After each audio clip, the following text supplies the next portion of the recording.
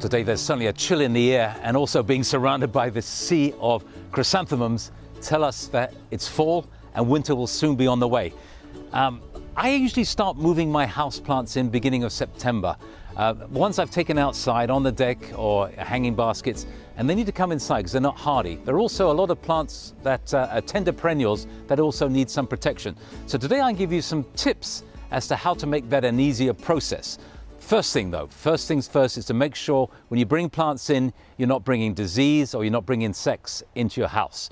So I give, for about 2 weeks beforehand, a spray with my favorite spray, which is neem oil, because it's an insecticide, fungicide, and miticide, all rolled into one. It's a natural product, it's harmless to us, and you can actually use the spray inside. I put a teaspoon of the concentrate to about a pint.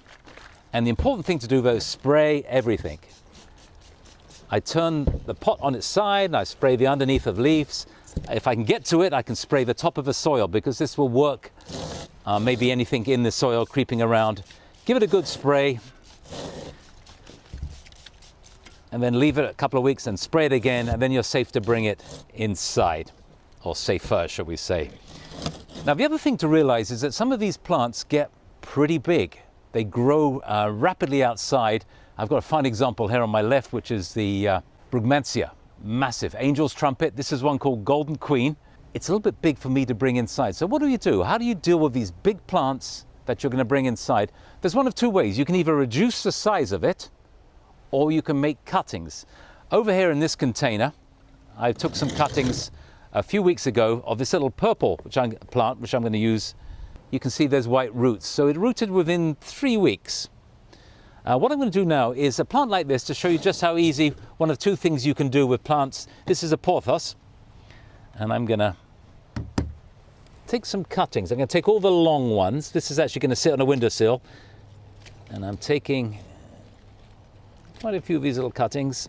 So you could reduce the size, but I'm going to strip these lower leaves off. And what I do with this one of two things. I can either put it in a vase full of water. I've got another Porthos. This is a greeny yellow one. Doesn't matter where you cut it. They're always willing to form these aerial roots. And if you put it in water, it happens very, very quickly. The nice thing about using a glass is that you can see when the roots form. And when you feel you've got enough roots, you can pot them up. And here's an example of one I did maybe 4 weeks ago. So there you go. The other technique is, again, strip the leaves off, and I sometimes make a diagonal cut on the stem. And in this container, which is actually a little mini earth box, I love the earth boxes because they have that water reservoir. So even if you're forgetful and forget to water them, the plants are still happy. So all I'm going to do is just push the stem in all the way down, and then I firm around it. And the constant moisture will allow the roots to form, and it's a race between these two. Whether the water is quicker than the soil, I think the water actually tends to be a little bit quicker in my experience. So we talked about houseplants, but what about those tender plants that we use in patio plants, container plants? For example, like the massive Brugmansia behind me. Well, I did a cutting probably about 4 or 5 weeks ago, and this is much more manageable. You could still, even in September, make cuttings as long as you add some bottom heat, a heated mat to allow them to root out. Then you could just let the main plant pass away with the frost. Now, another plant I get lots and lots of questions about are these. This is the Cana, and they make spectacular displays throughout the summer into the fall. The foliage is really quite remarkable on these plants, and they are so vigorous. And it'd be a shame just that the frost kill them. So I'm going to show you what I do. You can see how vigorous they are. They have absolutely distorted that plastic pot. And I'm afraid I'm going to have to destroy the pot. There's no way I can get that out without causing major problems. So all I do is do a little cut. This plastic is very thin. And I'm just going to cut away from you. And you can see that amazing amount of root. Well, this is the tuber, the root. It's actually forming this dark skin, just like a bulb, which will protect it from drying out. Now, it's going to look pretty gruesome.